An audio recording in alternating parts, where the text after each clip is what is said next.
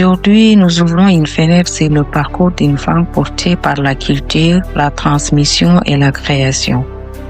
Afro-descendante guadeloupéenne, auteure et entrepreneur culturel, Mélina Seymour évolue à la croisée des mots, de l'identité et de l'engagement culturel.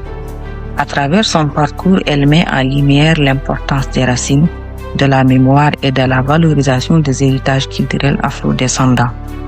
Entre écriture, création et entrepreneuriat, elle construit un univers profondément humain, inspirant et tourné vers la transmission. J'ai le plaisir de la recevoir aujourd'hui dans Fenêtre sur un portrait. Allô? Bonjour Mélina. Oui, bonjour Fatimata, ça va bien? Ah, t'as déjà commencé l'enregistrement? Oui, ça va, j'ai commencé. Ah, ok. Alors, bon, vous êtes quelqu'un de très occupé, Mélina. Pour ne pas trop vous prendre votre temps, on va commencer sans plus tarder. Merci beaucoup Fatimata. Alors, oui. Déjà, merci d'avoir accepté mon invitation malgré votre emploi de temps chargé. Je suis vraiment très honorée. Alors, on va commencer par la présentation. Donc, vous êtes auteur, vous êtes entrepreneur culturel et vous êtes la directrice générale de Seymour Création. Donc, je vais vous laisser nous parler un petit peu de vous, de votre parcours et de ce qui vous a amené vers l'écriture et l'entrepreneuriat culturel. Donc, nous dire en gros qui est Mélina Seymour. Merci beaucoup Fatimata, je suis très heureuse de te savoir ici au Canada. Après tout le parcours, on s'est connus il y a plusieurs années à travers le réseau international des jeunes leaders francophones quand tu étais encore chez toi. Ça me fait vraiment très plaisir et je suis très honorée d'être invitée à ton podcast. Alors, je suis Mélina Seymour, je suis une Guadeloupéenne arrivée depuis une décennie déjà au Canada, fière Guadeloupéenne et fière aussi des racines ancestrales qui sont donc africaines. C'est pour ça que je me suis beaucoup impliquée effectivement dans des organisations aux côtés de la jeunesse et aux côtés des femmes en Afrique francophone notamment, comme on dit. Et donc, je suis maman de 3 enfants. Très tôt, j'ai été baignée par la communication. À l'âge de 15 ans et demi, ma première adhésion associative, c'était dans une radio associative qui était dans mon quartier à l'âge de 15 ans et demi. Et j'ai commencé l'animation radio. Et puis un jour, je vois une de mes voisines de quartier, donc, qui passe à la télé. Elle avait gagné un concours premier chant. Et donc, elle était invitée sur une chaîne locale en Guadeloupe. Et je dis à ma mère, je regarde ça avec elle, je dis, je suis fière d'elle. Mais tu sais, un jour, c'est moi qui passera à la télévision et je serai la présentatrice, je serai l'animatrice. Quelques années plus tard, je me suis retrouvée animatrice TV, puis journaliste. J'ai eu la chance d'être même rédactrice en chef à un moment donné. Et puis, de fil en aiguille, la passion de la communication, la passion du milieu associatif m'a emmené à m'impliquer à la fois dans mon établissement scolaire. Il y avait des problèmes d'insécurité, de violence aux abords et à l'intérieur des établissements scolaires quand j'étais au lycée. Ça n'a pas changé plusieurs années après, hélas. Les problèmes s'aggravent ou en tout cas restent les mêmes. Et quand je regarde tout ça, quand je regarde mon parcours, j'ai fait de la politique, je me suis impliqué effectivement en politique. Moi, je revendique le fait que je suis une fille de la campagne. Je suis vraiment une fille des grands fonds du moule en Guadeloupe. Et pour moi, ça me tient à cœur de dire que nous devons avoir les mêmes chances que tous ceux qui habitent en ville, ceux qui sont effectivement dans le milieu urbain. Et pour moi, le fait qu'une femme se batte, qu'elle veuille faire des choses, c'est peut-être pour ça aussi que Dieu ne m'a donné que des filles. J'ai 3 filles. Et donc, du coup, je leur apprends effectivement que, dans la vie, il faut se battre pour obtenir évidemment ce qu'on veut, quoi. Mais que tout est possible à condition effectivement de le vouloir. Bien sûr, il faut certainement travailler plus que d'autres. Surtout que nous on vit au Canada là maintenant, du coup, donc nous sommes des femmes noires, ça compte aussi effectivement, donc comme on dit ici racisées, donc il faut toujours bûcher plus pour pouvoir montrer que nous sommes à la hauteur. Donc, je suis une maman passionnée de la communication, passionnée du milieu associatif et dans l'entrepreneuriat culturel, la littérature.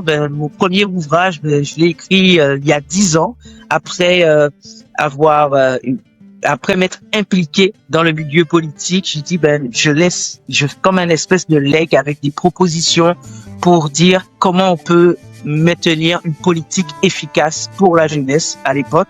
Et je continue. Donc là, je suis en train de finaliser Jeunes de la Guadeloupe 10 ans après. Donc je continue. Voilà. Sans discontinuer, je continue effectivement mes engagements.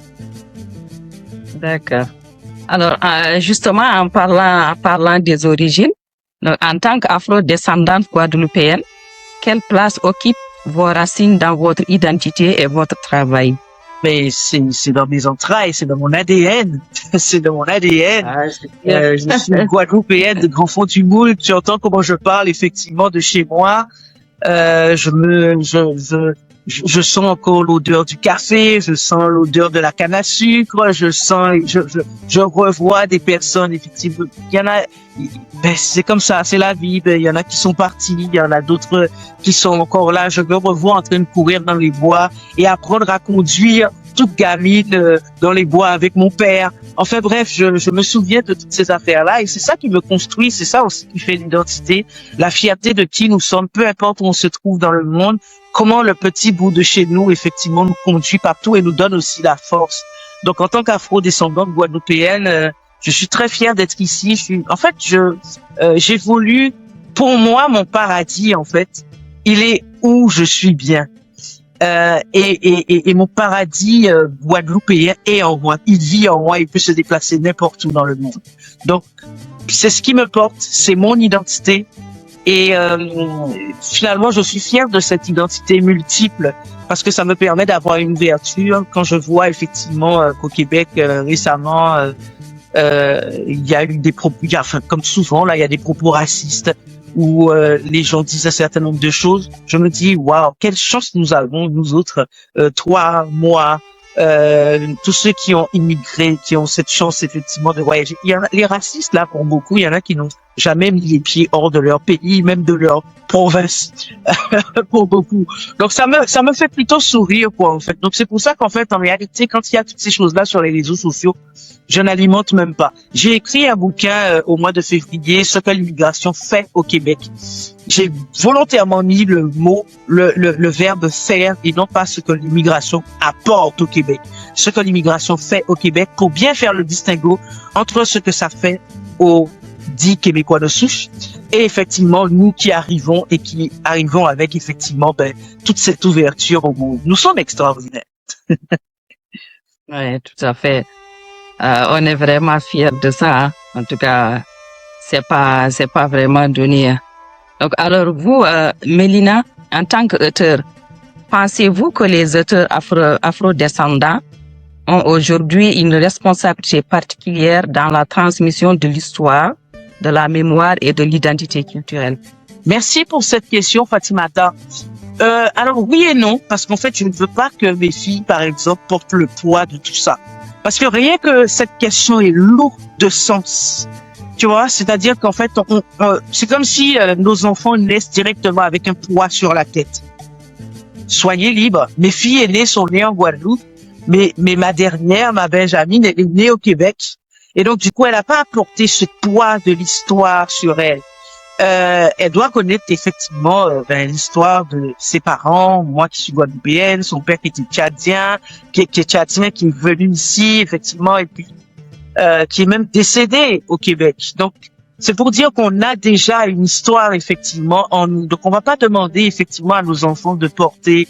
On porte les choses naturellement. Il faut que chaque femme, chaque personne, je parle des femmes parce que je suis vraiment impliqué à travers, effectivement, la transmission pour les femmes. Mais ça, c'est mon choix. Je n'en veux pas à mes filles de dire, maman, tout ça, c'est ton combat, là. Moi, laisse-moi, je suis jeune, je veux vivre comme j'ai envie de. Vous avez tout à fait le droit. Et c'est correct. Comme on dit ici, c'est bien correct, tout ça. Et moi, j'ai pas de souci avec ça. Donc, en tant qu'afro-descendant, c'est-à-dire qu'on ne doit pas transmettre ça à nos enfants comme ça. On a une façon de vivre, on a une façon de transmettre. Je considère qu'effectivement, c'est moi qui porte ma mission parce que j'ai envie de le faire. Et que nos enfants, de toute façon, à travers leur gène et à travers leur histoire, portent déjà quelque chose. Après, nos enfants feront ce qu'elles voudront. En tout cas, mes filles feront ce qu'elles voudront de ça. Mais je crois que bon, elles suivent pas mal le sillage de leur maman, mais de façon totalement différente. Et c'est bien correct. Je vois. Alors, à travers vos écrits, quel message cherchez-vous à transmettre aux nouvelles générations? Ah, la ténacité. Là, j'aime pas tellement le mot résilience, mais de dire que si t'es compétent, si t'as envie de créer de belles affaires, faire de belles choses, je pense pas que la vie est facile là. Ce que tu vois sur les réseaux sociaux, des influenceurs, ils gagnent. Beaucoup de ces influenceurs-là se suicident chaque année. Hein? L'argent facile, c'est pas ça qui va t'apporter effectivement une joie durable. C'est de pouvoir faire les choses autant que possible. Et c'est ce que j'ai essayé de faire passer comme message au réseau international des jeunes leaders francophones à l'époque. C'est de dire qu'on n'a rien comme facile, quoi. Toi-même, Fatimata, pour arriver effectivement au Canada, tu as vécu des épreuves. Les gens, ils pensent que tu es là juste comme ça, tu es toute belle, tu fais quelque chose de super, tu es juste arrivé comme ça. Non, c'est un parcours. C'est un parcours. On n'arrive pas juste comme ça à faire les choses. Donc, il faut te battre pour ce que tu as envie. Et puis, autant que possible, il n'y a pas de retard. Tu n'es pas en retard sur quoi que ce soit. Ce que je veux transmettre, en tout cas, ce que j'essaye, en tout cas, dans la façon dont je fais les choses, c'est que je crois en l'humain. Il y a des gens qui désespèrent. On peut désespérer, mais je crois en l'humain. Je crois effectivement à l'intelligence émotionnelle, en l'intelligence humaine. Je crois que toute personne dans sa vie est un rayon de soleil à un moment donné pour l'autre. Même la personne qui aurait commis des choses difficiles, enfin des actes répréhensibles, à un moment donné aura été un rayon de soleil pour l'autre. Donc, je pense que notre passage sur Terre, on a tous quelque chose à faire sur Terre. Même si certaines personnes peuvent considérer qu'il y a des échecs, des machins. Ce que tu as à faire, fais-le bien. Fais-le et fais-le bien. Donc, j'essaie de transmettre ces valeurs-là parce que je me les applique à moi-même, finalement, pour toujours essayer, en tant que possible, impacter positivement la vie de nos communautés, où que nous soyons. Alors, je disais tantôt que, en plus d'être auteur, vous êtes entrepreneur culturel. Alors, l'entrepreneuriat, de façon générale, est souvent passionnant, mais aussi exigeant. Quelle réalité du terrain avez-vous découvert en construisant vos projets d'entrepreneuriat culturel? C'est excessivement difficile. Celui qui se dit, d'ailleurs j'ai écrit, je termine un recueil là-dessus, où je dis qu'on pense que quand on est entrepreneur, on a la vie facile et puis finalement on travaille à l'heure qu'on veut, etc. Mais c'est d'autant plus exigeant. Au moins quand tu as un travail salarié, tu sais que tu travailles 35 heures ou 40 heures. Mais quand tu travailles pour toi, tu n'as pas d'horaire. Tu travailles 90 heures, 120 heures dans la semaine. C'est un truc de fou. Et puis, une fois que tu es entrepreneur, tu commences à recevoir des offres de toutes parts, comme si tu avais déjà l'argent, quoi. C'est comme si le fait de dire que tu es entrepreneur, tout de suite, l'argent est marqué sur la tête, alors que tu te bats pour pouvoir construire, effectivement, tu ne te payes pas de salaire, enfin bref, tu passes ton temps à payer des charges, des ceci, des cela, tu essaies de te battre. Donc la réalité, en fait, est surtout pour une femme, dans notre contexte, femme noire, dans notre contexte, maman, c'est extrêmement exigeant et la réalité effectivement est très dure. Quand je rencontre des femmes qui me disent oh, j'ai envie de démissionner de mon job et j'ai envie de me mettre à mon compte, je dis pardon, attends s'il te plaît. S'il te plaît. Je ne veux pas te laisser faire ça comme ça, excuse-moi. Demande une disponibilité, mais ne démissionne pas, surtout en ce moment-là. Avant, on disait oui, c'était ça avant, c'est-à-dire que quand tu démissionnais pas, on disait oui, effectivement, tu te donnes pas à fond. C'est pas vrai. Faut t'assurer ton coussin financier d'abord. Et vraiment, c'est une personne d'expérience qui parle. Dans ma vie, je n'ai jamais eu de coussin financier. J'ai toujours fait les choses au feeling parce que je me dis, je suis capable, etc., etc. Si je pouvais dire ça il y a quelque temps encore, depuis la Covid, depuis après la Covid, on peut plus agir comme ça. On doit vraiment, la réalité est brutale. Et il faut prendre conscience de ça. Entreprendre, oui, mais de façon sécuritaire, c'est mieux. Prendre des risques, oui, mais des risques calculés, c'est mieux. Ouais. Alors, selon vous, Mélina, pourquoi la culture reste sous-estimée comme véritable levier économique et social dans beaucoup de sociétés africaines et afrodescendantes? Pourquoi c'est sous-estimé? C'est ça ta question? Oui, Ouais. c'est ça, exactement. Oui, parce qu'en fait, l'industrie culturelle et créative, même au Québec, moi je vis en Ontario maintenant, mais au Québec où tu es, et puis partout en Afrique, et même chez nous, est considérée comme du divertissement. Or, ce sont des véritables leviers économiques. On passe ce temps à dire, mais à chaque fois, par exemple, qu'il y a des coupures budgétaires, que ce soit en France, que ce soit en Afrique, que ce soit effectivement en réalité au Canada, les premières coupures budgétaires se font dans l'éducation, dans la culture, comme si c'était pas indispensable. Mais s'il n'y avait pas la culture, les gens exploseraient. On aurait eu des malades mentaux partout. C'est important la musique, c'est important la littérature, c'est important effectivement, et bien tous les événements culturels pour nous permettre à la fois effectivement ce devoir de transmission, mais au-delà de ça, permettre aux gens de déposer un peu tout le poids de cette vie. Donc la culture est indispensable. Donc elle est la culture est sous-estimée parce qu'en fait c'est pas comme comme un ministère de l'économie effectivement avec des chiffres quantifiables, tant d'emplois, etc. Les emplois sont plus diffus. Ils sont partout. Il y a beaucoup de sous-métiers aussi. Donc en fait c'est pas perceptible. Mais si on arrêtait effectivement la culture, mais c'est fini. On perdrait à la fois notre identité. Et partout dans le monde, on perdrait notre identité, mais on perdrait aussi des milliers d'emplois et il y aurait beaucoup plus effectivement de problèmes sociaux, de problèmes effectivement de santé mentale parce qu'on aura perdu une partie de nous. L'identité, la culture, ça fait partie de nous. Alors, aller faire comprendre ça évidemment au gouvernement, c'est toute une montagne. Donc, ce sont des petites mais comme les nôtres, qui faisons en sorte que la culture puisse demeurer un secteur qui soit vivant, un secteur qui soit authentique et un secteur effectivement qui mérite tout son développement dans toutes les sphères de notre société. Ça va au-delà de la culture, de notre identité, de notre appartenance à une communauté. Ça va bien au-delà de ça. La culture, c'est nous, c'est une part de nous-mêmes. Tout à fait. Entre créativité, engagement et gestion, comment trouver l'équilibre dans votre parcours? C'est pas évident, surtout que je disais, en fait, il y a 2 ans, mon conjoint est décédé brutalement au Québec et c'est clair que ça ébranle. Donc en fait, tu as des up and down, où tu dois vivre aussi avec ça et en même temps tu dois continuer parce que tu deviens seul chef de la famille.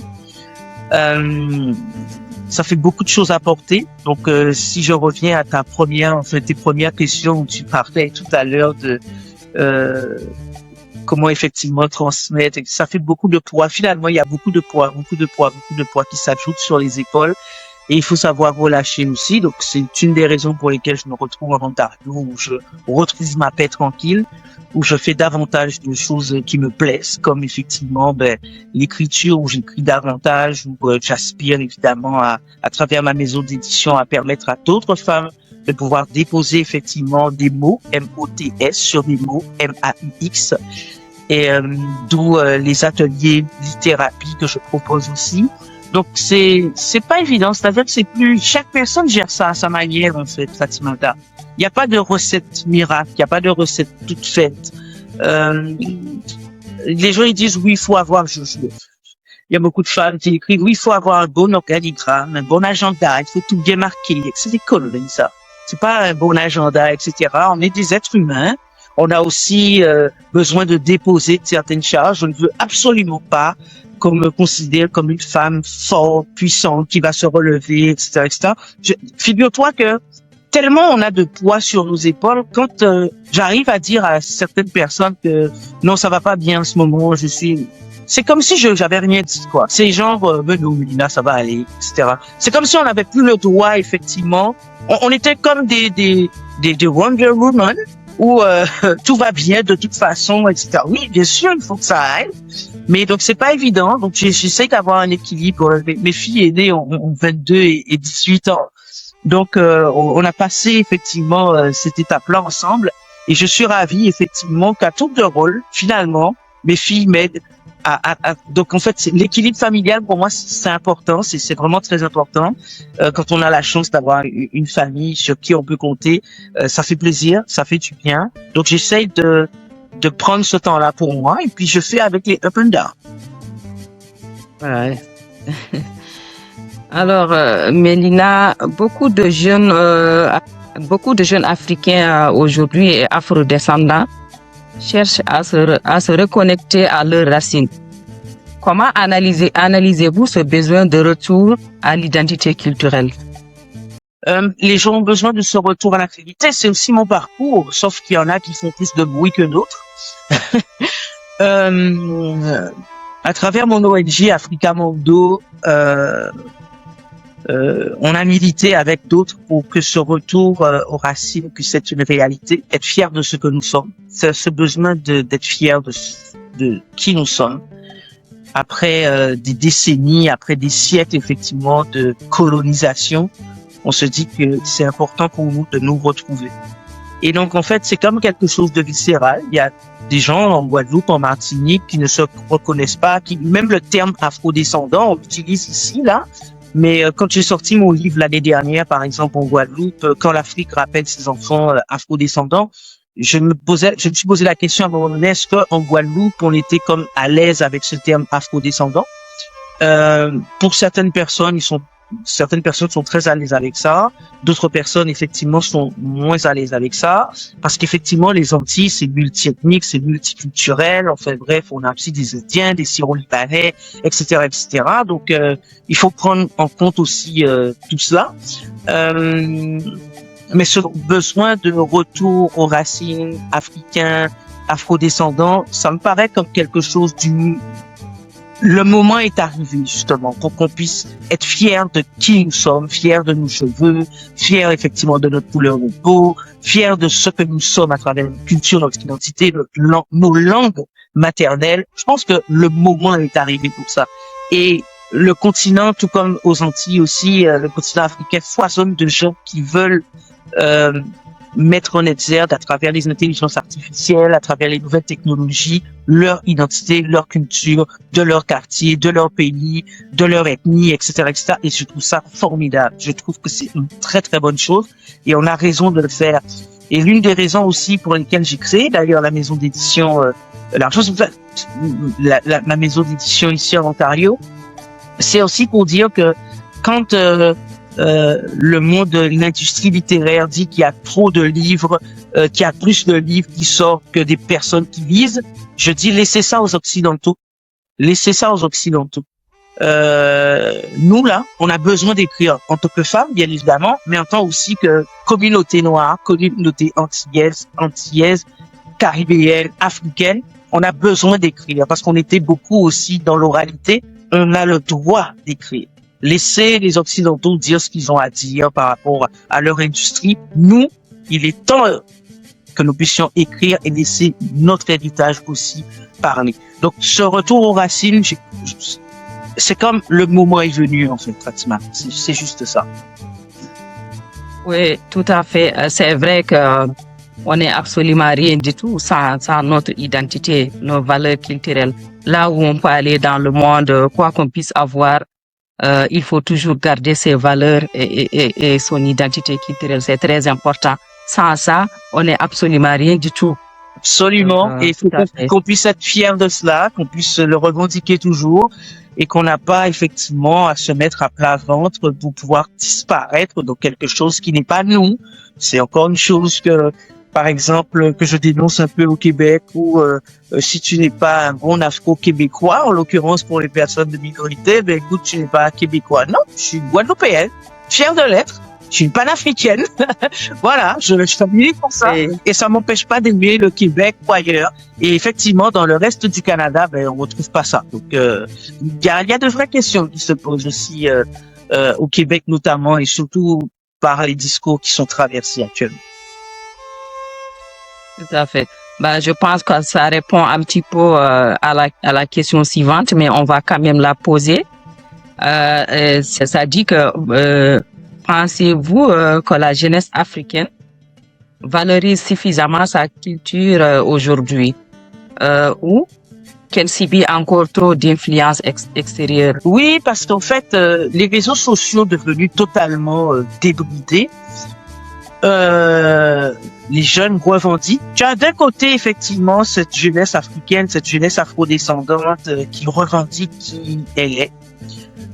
Et tu as d'un autre côté effectivement des jeunes qui, en regardant ce qui se passe en Occident, aux États-Unis, à Dubaï aussi maintenant, dans les Émirats arabes, etc. L'argent facile, tout ça, on veut ressembler à l'autre, etc., etc. Donc bon, voilà. Mais tout ça, c'est aussi le monde. Moi, je peux pas en vouloir à cette jeunesse qui a envie effectivement d'avoir des moyens de sortir pour certains dans leur misère et de vouloir explorer le monde. Je dis juste que dans les valeurs aussi que moi j'inculque à mes filles, mais je n'ai même pas à leur inculquer ça, elles l'ont compris toutes seules là. C'est que tu es quelqu'un, tu viens de quelque part. Avant de me dire que Michelle Obama est ta Wonder Woman préférée là, tu as la Tati du village là. Si elle t'avait pas nourri, tu n'aurais pas été à l'école. Hein? Tu n'aurais pas fait ceci, tu vois. Donc, valorise ceux qui sont autour de toi d'abord, avant d'aller me parler, effectivement. Et puis, ta maman qui a fait la tata du village, la cousine ou la grande sœur, quand la maman n'était plus là, malheureusement. D'accord? Donc, tu as des gens autour de toi qui t'ont aidé. Tu es né quelque part, avec une histoire, avec une richesse. Ne la brade pas en pensant effectivement que c'est mieux ailleurs. Quand tu vois des gens à l'extérieur, on te raconte ce qu'on veut sur les réseaux sociaux, là. On te raconte ce qu'on veut sur les réseaux sociaux. Donc, du coup, fais de ton histoire une force et pars de ça. Tu es né quelque part, c'est pas pour rien, là. Si tu es né là, tu peux dire ce que tu veux dans la façon où tu es né, etc., dans le pays où tu es né, où tu penses que l'autre, il a une plus de chance que toi, etc. Tu es déjà là. Qu'est-ce que tu fais avec ça? Qu'est-ce que tu fais avec ça? Donc, c'est toute cette identité qui t'a construit, qui fait que tu es là aujourd'hui. Voici qui je suis. Et va montrer au reste du monde qui tu es. Mais ne va pas te travestir ou te singer pour ressembler à quelqu'un d'autre. Ne va pas te raconter une vie. Par contre, construis sur ce que tu es pour pouvoir aller de l'avant. Mes questions sont surtout autour de la culture africaine et afrodescendante parce que je pense que c'est tout à fait normal, moi, en tant qu'Africaine et vous êtes guadeloupéenne et afrodescendante, bien évidemment. Donc, c'est important de parler de la culture pour moi. Donc, selon vous, qu'est-ce que les cultures africaines et caribéennes ont encore à apprendre l'une de l'autre? Ah, beaucoup. Beaucoup, déjà, ne serait-ce qu'à travers les mariages, les sonorités. Chez moi, le Grouka, par exemple, est inscrit au patrimoine immatériel de l'UNESCO, mais les sonorités viennent effectivement du continent africain. Donc, beaucoup, qu'on apprenne davantage à se connaître, quand on entend un son, une langue, notre langue créole, par exemple, il y a une ethnie qui parle de cette langue, le Gouchi, je crois, en Côte d'Ivoire, on a l'impression que c'est le créole que cette ethnie-là parle. Donc, on a beaucoup à apprendre l'une de l'autre par rapport à nos cultures différentes. Et j'aurais aimé ça, effectivement, que ce soit plus facile d'accès en termes de visa pour les Africains, donc du continent, qui puissent découvrir les Antilles. Parce que nous avons effectivement soit le passeport, on a les passeports qui nous permettent d'avoir un visa assez facilement finalement pour voyager. Ce qui n'est pas le cas effectivement de nos frères et sœurs qui sont sur le continent africain pour pouvoir venir aussi découvrir la Caraïbe et puis le reste du monde. Donc on a énormément de choses à apprendre, des sonorités, la culture, comment, et puis même les traditions ancestrales, comment effectivement, chez moi en Guadeloupe, dans ma commune, j'ai telle chose qui me permet de me raccrocher à quelque chose qui se passe sur le continent africain. Les maillages culturels sont essentiels. Dieu merci, aujourd'hui, on a plus la chance, avec les réseaux sociaux, avec Internet, d'être en contact aujourd'hui, mais rien ne remplace un contact physique. Quand on parle de culture africaine et guadeloupéenne, quelles richesses ou valeurs aimeriez-vous voir davantage mises en avant dans le monde? Oui, montrer montrer ce qui nous unit. Parce que finalement, il y a tellement de choses. C'est montrer ce qui nous unit, qu'il y ait plus de festivals, de salons, de représentations où on peut se réunir ensemble, que ce soit sur le continent ou aux Antilles, qu'il y ait plus de maillage culturel. Mais ça se fait, c'est plus comme avant, hein. Il y a beaucoup de circulation entre les différents territoires, que les associations qui le souhaitent effectivement créer davantage de connexions avec ce qui se fait. Et puis même, nous vivons ici au Canada toutes les deux, on est en contact sur les choses, on peut parler de choses, on peut mettre en place des projets, on peut décider que Fatimata, tu viendras chez moi en Guadeloupe, je vais te faire découvrir un certain nombre de choses, tu vas peut-être créer des liens avec des associations qui sont chez toi. Donc c'est ça en fait. Donc le lien se fait. Alors des fois, bien sûr, on aimerait avoir le support des institutions, mais même si ça marche pas, le monde associatif est tellement vivant. Des fois, c'est vraiment par le bas aussi, et très souvent, que arrivent les choses au niveau institutionnel. Donc, c'est aller trouver les moyens, cotisons, faisons des choses pour que nous puissions créer des événements qui nous ressemblent et qui nous rassemblent, peu importe où on se trouve.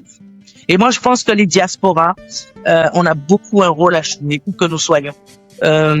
Où que nous soyons. Regarde là, tu fais un podcast qui est diffusé, qui est vu chez toi, et ça permet effectivement de tisser des liens aussi. Donc, on a vraiment un rôle à jouer. Où on se trouve dans le... Est-ce qu'on peut réellement avancer sans connaître ses racines? Les grands l'ont dit avant nous, hein, celui qui connaît pas effectivement, pour savoir où tu vas, il faut savoir d'où tu viens. Voilà, les autres l'ont dit avant nous.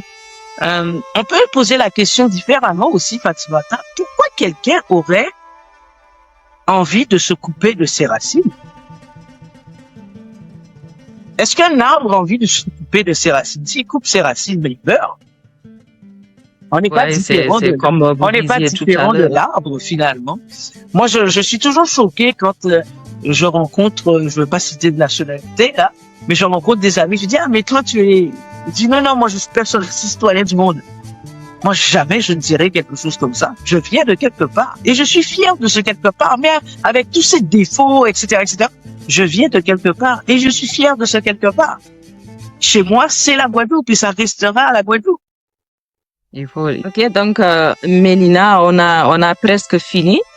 Donc, si vous aviez une seule chose à transmettre à la jeunesse africaine et afrodescendante, quelle serait-elle? Merci beaucoup, Fatimata, pour ce rendez-vous avec toi. Ça m'a fait vraiment très plaisir. Je me sens très honoré.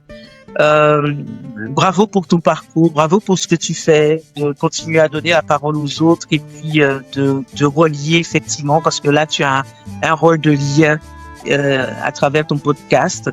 Ce que je peux nous dire, et ce que je peux dire effectivement à la jeunesse africaine, afrodescendante, c'est ça, en fait, c'est ce que j'ai dit durant toute mon entrevue avec toi. Fier de ses racines, fier de son identité. Tu viens quelque part. Prends ça comme une force. Ok, tu peux prendre une feuille blanche, tu mets point positif, point négatif. Même si tu remplis tout le côté de la feuille où c'est écrit point négatif, même si c'est 2 points que tu as mis en point positif là, eh bien, fais-en une force et sois fier de ton identité. Peu importe où tu te trouves. Parce que certains pensent que une fois qu'ils auront gommé le fait qu'ils sortent de quelque part, etc. Non. La personne qui est en face de toi te respecte quand elle sait et quand elle comprend qui tu es. Quand tu sais qui tu es, eh bien, les gens te respectent naturellement. Alors, respecte-toi toi-même. Quand tu te respectes, eh bien, les autres te respectent. Tout simplement. Merci beaucoup, Mélina. Merci vraiment une fois de plus d'avoir accepté cette invitation. Je sais que vous êtes vraiment quelqu'un de très occupé. Vous avez un emploi temps très chargé. Mais malgré tout, vous avez quand même accepté de discuter un peu avec moi. C'était vraiment un plaisir et c'était un honneur pour moi Donc, j'espère qu'on aura vraiment de temps de discuter de beaucoup d'autres choses et de se voir, pourquoi pas un jour, vu qu'on est tous les deux au Canada. En tout cas, sincèrement, merci beaucoup. C'était vraiment un réel plaisir. Merci beaucoup. Mélina. Merci, Fatimata. À très bientôt. Merci. Merci, bye. Merci. Au revoir. Merci de nous avoir écoutés. Prenez ce qui vous parle et avancez à votre rythme.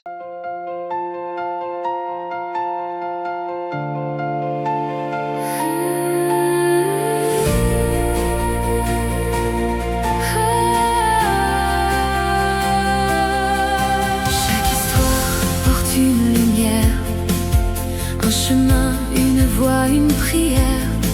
Même dans le doute, même dans le noir, il y a toujours une lueur d'espoir. Lève-toi, avance sans peur, ta vie a un sens, ta vie a une valeur. Fenêtre sur un portrait, des vies qui viennent t'inspirer.